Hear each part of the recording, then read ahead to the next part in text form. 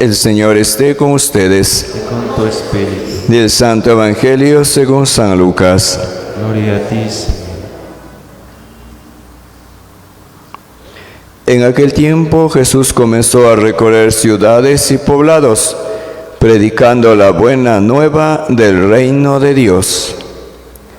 Lo acompañaban los 12 y algunas mujeres que habían sido libradas de espíritus malignos y curadas de varias enfermedades. Entre ellas iba María, llamada Magdalena, de la que había salido 7 demonios, Juana, mujer de Cusa, el administrador de Herodes, Susana y otras muchas que los ayudaban con sus propios bienes. Palabra del Señor. Gloria a ti, Señor Jesús. Tenga la bondad de sentarse. Queridos hermanos, precisamente la fe de la Iglesia Católica es la resurrección de Cristo. Porque si Cristo no hubiese resucitado, dice, sería vana y seríamos mentirosos y seríamos unos desdichados. No tendríamos sentido. La muerte de Cristo y la resurrección. La muerte es lo máximo de su amor y la resurrección es lo máximo de su poder. Y claro, en toda la vida ha habido confusiones. Imagínense que ya San Pablo está hablando hace 2000 años que estaban tan confundidos y ahora sigue habiendo tantas sectas negando la resurrección de Jesús. Si hemos predicado que Cristo resucitó de entre los muertos, así es. ¿Cómo es que algunos andan diciendo que Cristo no ha resucitado?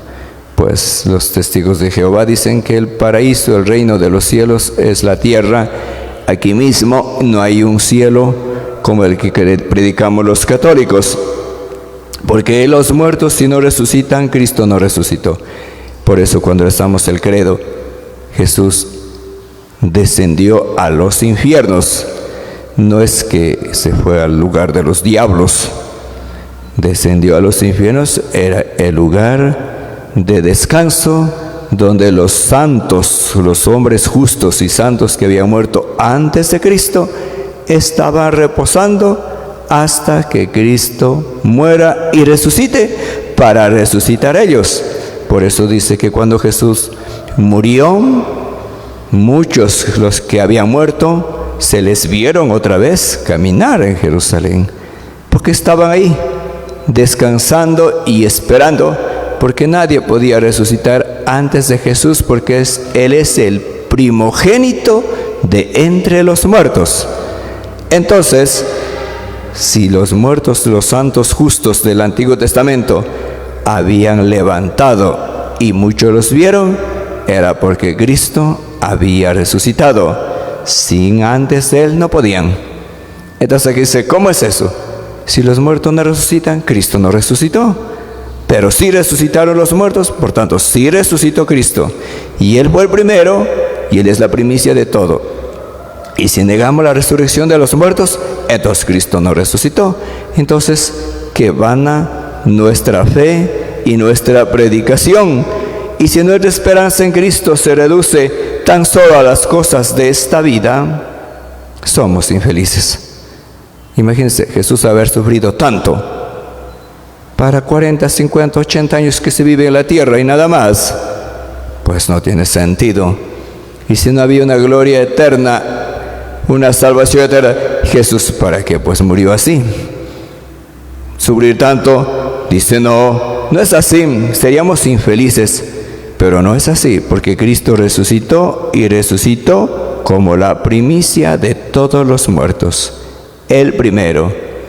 Y resucitó precisamente, dice, porque no solo nos quiso librar del sufrimiento terrenal, sino del sufrimiento y del castigo eterno. Por eso Jesús está vivo.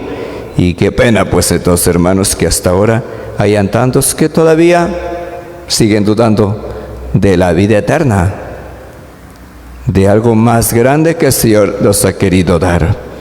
En el Evangelio vemos la gratitud de aquellas mujeres que fueron liberadas y sanadas. Servimos como la conversión de Pablo y de la mujer pecadora, decía el Evangelio, después de su conversión y de sentirse amados y perdonados por Dios, se entregaron totalmente al Evangelio. Pues esta mujer sigue aquí. En aquellos tiempos Jesús comenzó a recorrer ciudades y poblados predicando la buena noticia. Le acompañaban los 12, pero no solo ellos. Por eso la iglesia siempre es agradecida también por el bien que hacen las mujeres, los laicos, porque esa es iglesia, jerárquica, pero todos siempre trabajando por una misma causa, el reino de los cielos. Le acompañaban los 12 y algunas mujeres de las que habían sido liberadas de espíritus malignos y curadas de varias enfermedades. Estas mujeres no se quedan de brazos cruzados y no se quedan riendo porque ya están libres y sanas. Se ponen a trabajar, se ponen a servir. Esa debe ser la actitud de todo hombre y de toda mujer.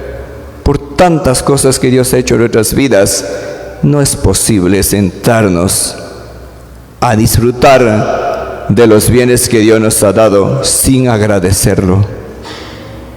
No es posible. No hay que ser malagradecidos. Este ejemplo de estas mujeres, entre ellas estaban María, llamada Magdalena, esa mujer que le había llorado a Jesús hasta la tumba, y la que fue primera en verle resucitado y la primera en correr a decir a los apóstoles y a los discípulos: Jesús está vivo. Esta le acompañó siempre. Entre ella estaba María Magdalena y algo increíble. También estaba Juana, mujer de Cusa, administrador de la casa de Herodes. ¿Cómo es eso? El marido era administrador de las cosas de Herodes, del enemigo de Jesús, pero la esposa está siguiendo a Jesús. ¿Qué conflicto estaría viviendo esta pobre mujer? ¿Qué conflicto estaría viviendo Cusa, el administrador de Herodes? Porque Herodes, que está unido a Pilato para condenar a Jesús, y la mujer del empleado de Herodes está andando con Jesús. Y además le estaban ayudando con sus propios bienes. Yo creo que el que más estaba sufriendo haya sido seguramente el administrador de los bienes de Herodes, porque él haya estado entre la espada y la pared. Herodes o mi esposa, Herodes o Cristo. Pero ahí estaba. Seguramente hayan sido de tanta fe que podían soportar las dos cosas. Para que veamos cómo es Dios. Cuando Dios actúa, nada ni nadie nos puede hacer daño. Cuando Dios actúa, con todo nos vamos y con todo somos capaces de servir. Es increíble cómo la gratitud de estas mujeres es terrible.